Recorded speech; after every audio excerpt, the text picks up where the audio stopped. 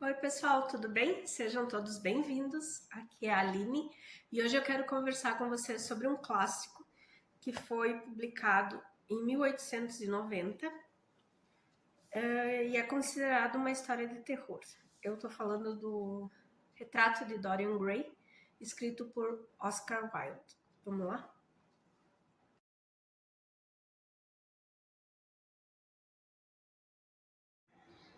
Eu tenho aqui duas edições do Retrato de Dorian Gray. Uma é essa aqui, que foi da editora Landmark, que ela tem uma jacket, mas a capa é igual a do livro, né? Que é do filme, perdão, que é da época que o filme foi lançado. E essa aqui é uma edição bilíngue, português e inglês, e ela contém a obra como ela foi publicada pela primeira vez, com a censura. Foram em torno de 500 palavras, mais ou menos, que foram tiradas do texto antes da primeira publicação. E depois eu tenho essa edição da Dark Side, de O Retrato de Dorian Gray, que traz a edição revisada pelo Oscar Wilde e na íntegra, como ele escreveu. Desde o início, O Retrato de Dorian Gray deu muita polêmica, porque ele foi publicado pela primeira vez em 1980 num jornal americano e que foi feita essa censura justamente para tentar que o livro não fosse... foi feita uma pré-censura para que o livro fosse liberado. Foi isso que aconteceu. Mas mesmo assim ele sofreu muitas críticas e ainda assim houve uma censura. Em Londres, o Oscar Wilde ele lutou pela obra dele, é o único romance que ele escreveu. E nesse período em que ele lutava pela sua obra, para que ela continuasse sendo vendida e editada, ele leu de novo e mandou o texto na íntegra agora. E ele mesmo fez a publicação. Em 1891 foi quando ele conseguiu vender o romance, que até então a primeira vez que ele foi publicado foi foi num folhetim, né? E ele lutou tanto por esse livro, por essa obra, porque ele tratava de temas muito importantes, mas que Londres preferia que não fossem detalhados. Como, por exemplo, a questão da dualidade humana, como a questão da beleza, das amizades entre homens e em toda a sua repercussão. O Oscar Wilde era um poeta já bem famoso na Inglaterra e ele tinha uma vida libertina, mas muita gente fazia vista grossa, até porque ele era casado, ele tinha seus filhos, mas ele levava uma vida dupla também. Não só ele, diversos homens naquela época, mas nem todos davam a cara a tapa, né? Quando ele escreveu o Retrato de Dorian Gray e ele optou, como eu dizia, por lutar por sua obra, isso fez com que a carreira dele até desse uma estagnada, se não uma retrocedida. Porque aqui, no Retrato de Dorian Gray, nós temos a história de um jovem muito bonito que está entrando na sociedade e tendo contato com pessoas muito famosas e muito poderosas. Então, ele vai ter contato com o Basil, que é um pintor. E esse pintor, assim, admirando a beleza dele, pede para que ele sirva de modelo para um retrato de corpo inteiro. E esse jovem vai passar tardes e tardes junto com esse pintor, não só posando para o retrato, como conversando e adquirindo, né, assimilando muita coisa dessa alta sociedade.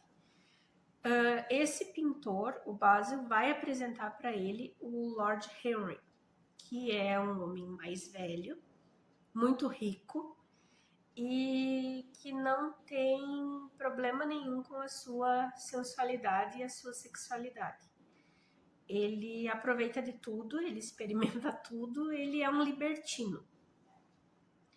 O Dorian Gray, ele vai se sentir seduzido também por isso, por esse lado de poder fazer tudo, sabe? De se sentir em cima de todos os limites, assim, acima de todos. E a sua beleza lhe permite isso, inicialmente. Quando eles fazem um comentário, assim, de que o Dorian, como eles que já eram mais velhos, também iriam envelhecer e perder esse vício, essa beleza da juventude. E o Dorian comenta que ele estaria disposto a vender a alma desde que ele pudesse permanecer como o retrato, como ele foi pintado naquele momento. E isso acontece. Então, com o passar do tempo nessa história, o Dorian vai começar a viver essa vida assim. Ele vai viajar, ele vai participar de diversas orgias, de diversas festas, assim, ele vai conhecer de tudo. Tudo que a beleza dele lhe permitir, ele vai conhecer. E por um período ele se afasta dessas pessoas. E anos depois ele vai encontrar com eles novamente e eles vão notar que o Dorian não mudou, o Dorian não envelheceu, o Dorian continua lindo, divino, maravilhoso, jovem, e só agora ele tá uma pessoa, ele continua com aquela aparência doce, jovem, mas ele tá com muito mais malícia, muito mais seguro de si e com todo o conhecimento que tudo que ele fez na vida lhe proporcionou. É quando eles começam a notar que tem alguma coisa errada. Então é uma história gótica, né? Porque ela tem diversos elementos góticos, como as construções antigas, nas quais o Dorian vai participar com toda essa nobreza, com toda essa aristocracia londrina, e não só londrina, porque ele viaja a diversos outros países da Europa.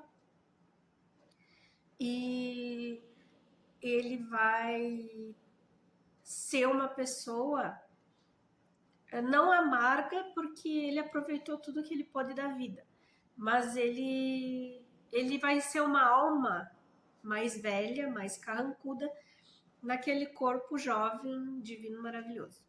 Pegaram um ator perfeito, né, para fazer esse personagem. Esse ator é muito lindo. E o filme ficou bem bom também, pessoal. Vou deixar o link aqui embaixo. Se vocês puderem, assistam, porque ficou bem boa a versão. E nada melhor que o livro, é claro, né? Se forem ler agora, eu sugiro que peguem o livro que tem a obra sem a censura, tá? E aqui também ele tem mais textos de apoio, tem fotos do Oscar Wilde, fala também sobre o que virá depois, né, na vida do Wilde, depois dessa batalha por essa obra. E desculpa. segundo a biografia do Oscar Wilde também,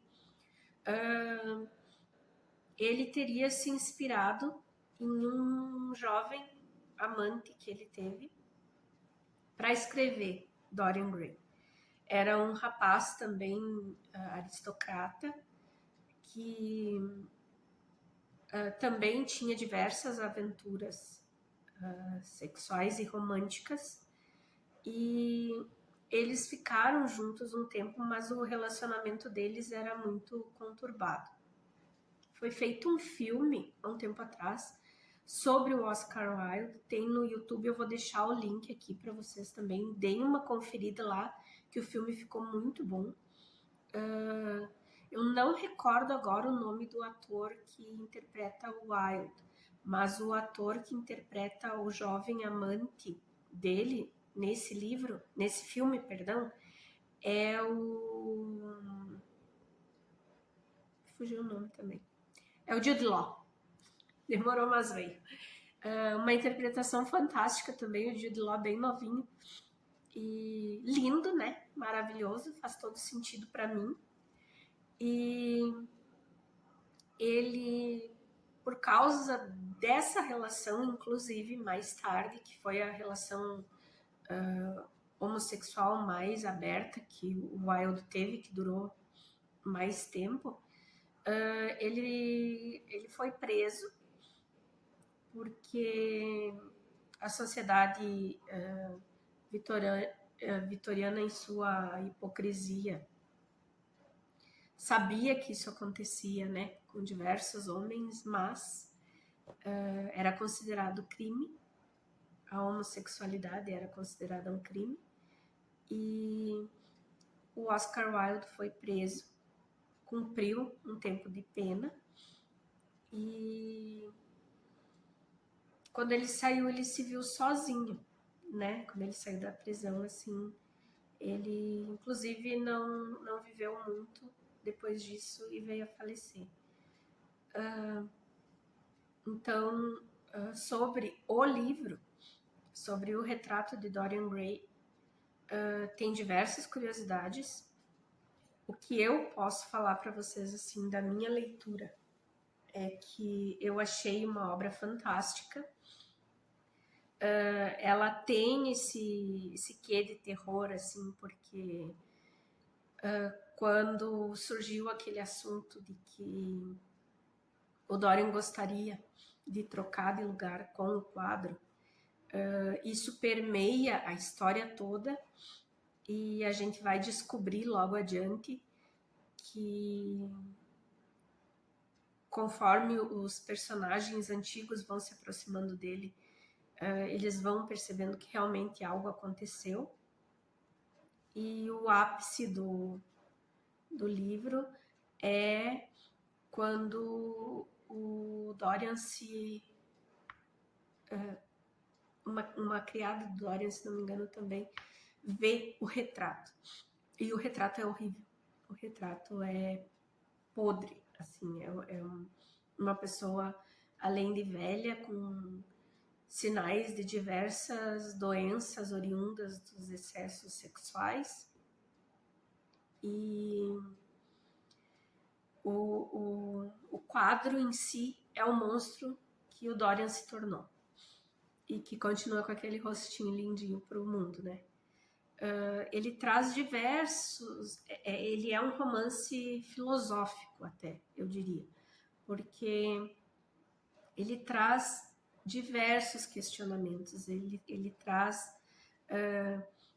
diversas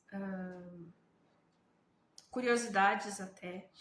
E ele faz realmente a gente ficar pensando assim, sabe?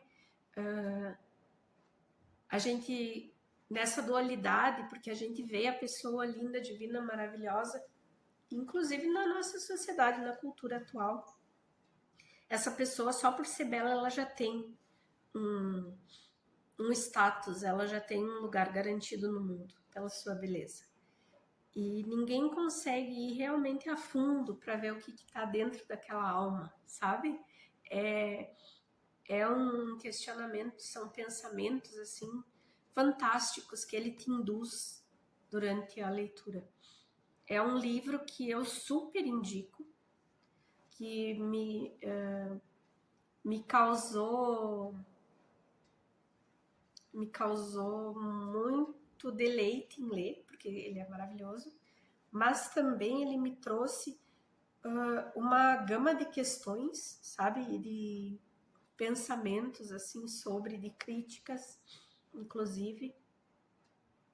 E eu acho que é uma baita leitura, pessoal. Eu sugiro, assim, eu indico que vocês leiam.